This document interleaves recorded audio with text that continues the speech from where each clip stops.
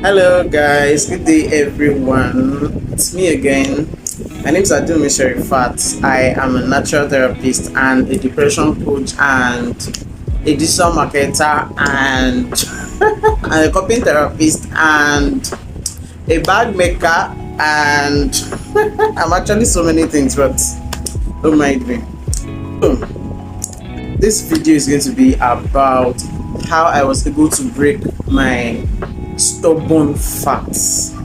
Yes, I have been battling with stubborn fat since childhood. And looking at me now, you might still think, well, she's not slim now. She's not still slim, she's still fat. Yes, I am still fleshy. I won't call myself fat. If you compare myself now to what I used to look like years back, I won't call myself fat.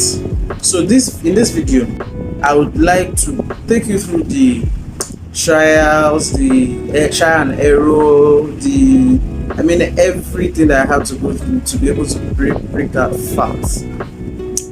So how did I start? Well, I started getting fat from my junior secondary school years, precisely JSS2, JSS3. And people around were like, okay, well, that's a baby fat, nothing much, nothing special. And then it kept going until baby fat turned into a permanent one for me. So I didn't get too conscious about it. While I was younger, pretty younger, I was restricted. My productivity was restricted because of the fat. There are so many things I wish to do, I wish to achieve. People around me always call me lazy just because of that fat. Because I guess my fat eventually became so unhealthy that it weighs me down. It weighs me so much that I can't even do anything. But I was pretty young, so I was less bothered, and apart from being bothered, I didn't know exactly what to do at that point in time. So moving forward, fast forward to after my primary school years, secondary school years. Actually, I didn't get conscious fast enough. Some humans get conscious of themselves, their looks, even at primary school age. Yes, some human beings but I guess it has to do with brain functions and maybe the personal experiences you've had to go through. So while growing up, I was treated like she's still a child, maybe because I was the last born and I didn't get conscious early enough to be able to say, okay, let me start doing something about this fat. So the fat continued till around SS2 when my mates, my schoolmates started body shaming me, and then it affected me mentally, and that exactly was the genesis of my mental health. But I was still young and I didn't see it as anything serious, so I just continued. I was being affected a little. So fast forward to when I consciously began to see that, oh, I really need to break this fat, was when I got to like SS3. It was even after SS3 when I started having to go for my O-level exams, the exam and all of that. So that stage of my life was when I started getting conscious of I need to do something about this fat. Not because I was bothered about the looks. Yes, I was bothered about the looks because I got body shaming almost all the time by my friends. People that were in the same class, but majorly because I was feeling so heavy and so unproductive. I can't do anything. I just sit around. There are things that I wish to partake in, things like sporting activities, but you see that sporting activities and exercises, I do it in my heart. Have you ever had that experience where you just you wish to do something, you wish to be able to maybe join any sport activities or so, and you are imagining in your mind how perfect you are doing it, but when it now comes to doing it physically, then the body restriction keys you down and you're not able to do anything. It's a very bad experience. When I started getting conscious was okay. Apart from it affecting my productivity, I was actually falling sick. So I did not know if that bad fat was the reason for my constant illness, because all through my fatty period I was not totally healthy. I break down almost all the time of simple ailments like headaches, like fever, like in fact there are some illnesses that I go through that don't even have definition at all. They would, even if I was taken to a doctor and they asked what was wrong with me, after after the whole diagnosis, they wouldn't find anything. So I had that issue and I was going in and out of the hospital, and although I would not say 100% that it was because of the fat, because I was told that while I was young, I mean very young, I fell sick constantly as a child. So I did not know what was the cause of me falling ill all the time when I was supposed to be in school. Because of this illness was so serious that I had to attend three different secondary schools, not for any reason. Not because I was not doing good in my academics, but it's majorly because I was falling sick. I kept falling sick, missing classes. I got to a stage, my mother actually thought that I was forming the whole thing, and she was like, okay, you will go to a boarding house. I will take you to a boarding house. Sorry guys, let me change the position just to go light. Yeah, so it got to a stage when my mother thought I was forming it. I was just being, that child, and I didn't want to do anything. I was being lazy, and then she made up her mind to take me to a boarding school. And yes, I went to a boarding school, but I didn't even spend up to 1 year in that boarding school because I kept falling sick. They call her every time she comes to my school, meets me at the clinic and all. So that was how I left the boarding house and went to another school. So that's actually the story of how the fat really affected me, and because of those things that I have seen, especially it affecting my productivity, because as a child, as a young girl, I actually had ambitions, I had passions. I wanted to be in the tech world, not tech world like I am now. Yes, I'm a digital marketer now, I thank God for that.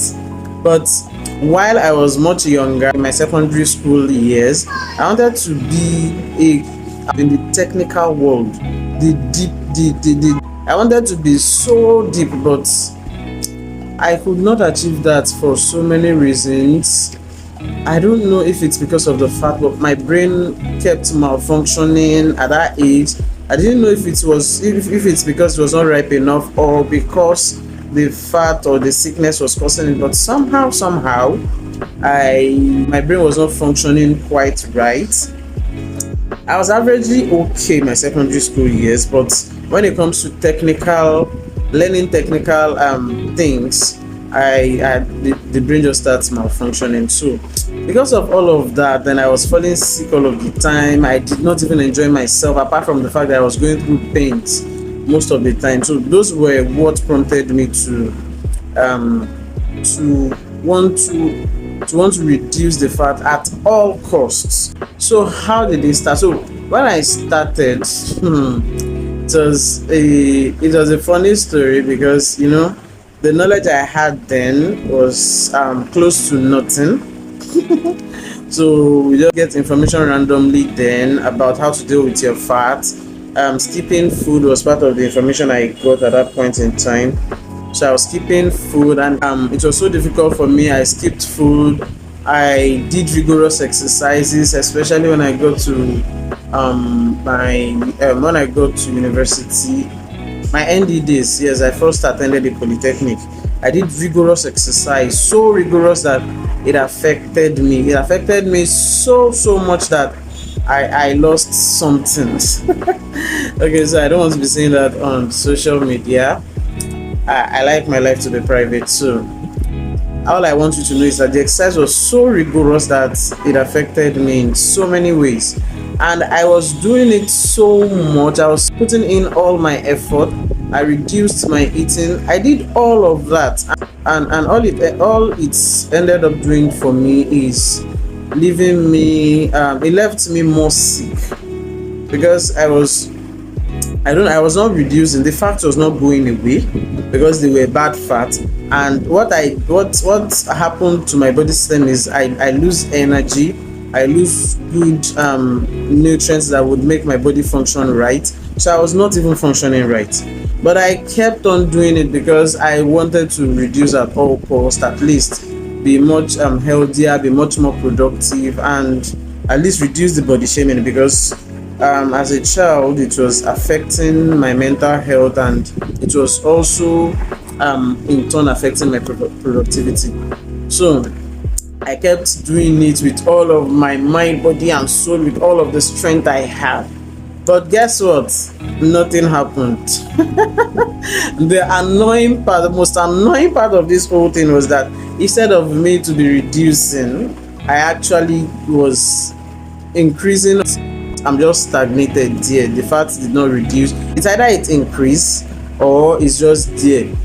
I was in the habit of, I kept asking people around me after going through all of those things, putting myself through the rigorous exercises and cutting out food and everything.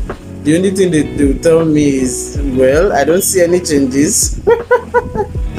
I kept asking people around, have I reduced? But the only thing they will just say is, for people that would not like to make me feel bad, they will just nod their head and be like, well, don't worry, just keep trying, you get there. Okay, so but people that want to be realistic with me will tell me you're not reducing anything. So I have actually jumped a part I would like to talk about, and that was the part when I was still in secondary school and I was falling sick constantly already. I was in my SS2, SS3 class. So in all of my research, my online research, I saw a lady. I don't know, she's a nutritionist. She treats people through nutrition, but she majors in helping people to reduce fat. So I went to her store. I visited her store, and I told her everything. And after they billed me and everything, I was billed 999,000 naira. So I took that bill home. I was happy because as a child, I'm not doing working for the money now, so why would I think that money is too much? And what do I know at that point in time of my life? So I got home, gave it to my mother, and was happy that at least I found a solution. I found a solution that would help me permanently. So I thought she would really buy into it because I was falling sick. I was constantly falling sick. But guess what? She didn't buy into it, and I felt I was broken. So it's not like she didn't have the money, but she felt like it would be a waste and that I should not worry, that we would use other approach. And I also that another experience I had with a nutritionist was, she does natural therapies. It was from her that I realized that part of my problem was not only fat. A part of my problem was that I was water deficient. So that was why I much later, improved myself on it and made so much research, and I found out how much benefit water can be to our body system. You can check a few of my videos on water therapy. You would understand what I'm saying. So this video is not about water therapy, so don't let me digress. So it was from her that I knew that I was water deficient. So thinking back, I remembered how much I used to skip drinking water.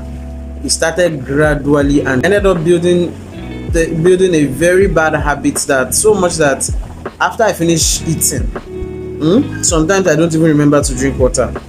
And it kept going like that because I was not feeling it. I was pretty young, everything was going fine until the accumulation affected me.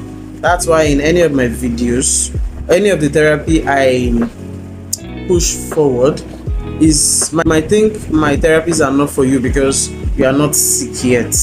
But I would always tell you that do not wait until you fall sick, because that is always disastrous. So many things would have been wrong. You see, this our body is a perfect machine. It doesn't just get broken down by one bad habit in one day. No, it's accumulation that makes it break down totally. And by the time it gets broken down totally, you should that means you should know that it would have been giving you signals. So many signals that most of us ignore. We ignore it so much so that the accumulation would eventually break the system down. And while it was accumulating, it might have affected few organs in the body system. So to get it up is always difficult, and sometimes not even possible. So yes, sometimes the body system would not remain the same again, because so many things would have been damaged, things we cannot see. But if you're lucky enough to be able to notice early enough, we just don't set our brain to notice. We don't get conscious enough to notice.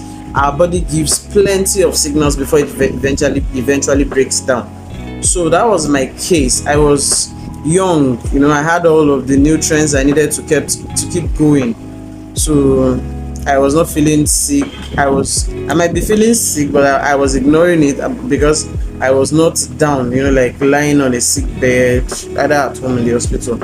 So that's an habit that we all have to get rid of in order to have a very good health. So sorry, I don't want to digress in this video. Let me go back to my story about the fat. So fast forward to after while I was in school, I was going through rigorous exercises.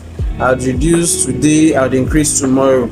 As much as rigorous as it is, sometimes I go so extreme that it affects me. But sometimes on the long run, it started working and I was happy. But the problem it now created was that I would reduce today, and before I know it again, after I have relaxed from doing all of those exercises and every other thing that I was doing to reduce the body fat, in fact, sometimes I increase back in fold. Even I'll be now fatter than what I was looking like before I started the exercise. So that also got me serious emotional trauma, because I kept thinking, when would this end? How make this thing permanent? Because I just was looking for a way to make it permanent, and I just was looking for a way to communicate with my body so that at least it will be permanent whenever I was able to reduce. So that became my other challenge. I was struggling with that.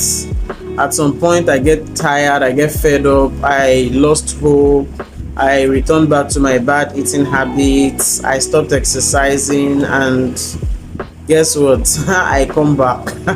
Yeah, sometimes I don't get bothered, because in my mind I believe I've tried everything in my capacity as a human being, and so I didn't have to disturb myself so much. If God wants it to be. In fact, at some point I was even thinking about my fetish.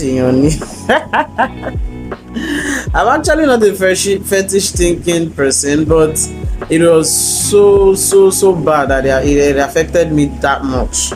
I actually knew that was not the case, but at times when you think of solutions everywhere and you can't find, and you have exhausted all the options in your capacity, the next thing is to start thinking supernatural. So how did I get to this stage? It wasn't a miraculous transformation. It took me years and years and years of researching, experiences, trials and error, but yes, I'm here.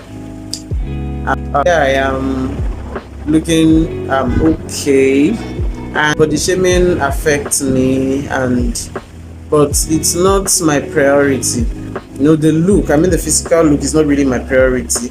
My main priority is the health, how healthy I am. So to some of you, let me stand up so I can see me. So this is me now. This is what I look like now. And yes, this top is quite big, so you can't see my real shape, but at least you have an idea of what I'm looking like now. I'm not that fat anymore. And just like I said, that is actually not my main purpose. My main point is just to stay healthy, and once I'm healthy, I don't care about the fat. Because now that I'm a therapist, now that I'm a natural therapist, I get to understand so many things. That it's not about how big you are physically, it's about how healthy you are. It's about how healthy the fat you carry is. Because some people make some mistake. They go on. Some people go on scale. They see that their weight is so much and they want to reduce at all costs. But there are so many other considerations to weight gain. It's not only the fat that consists of the volume of weight we have. The bones also have a share. The water in our body system, they also share in the weight. The total mass, the total body index of a human being. So, yeah, some of you might look at me and say I'm still fat. But sincerely, I'm not bothered because I am healthy, and that's my major aim. So what did I do? I think I'll talk about that in another video because I don't want this video to be too long. So have a nice day. That's it.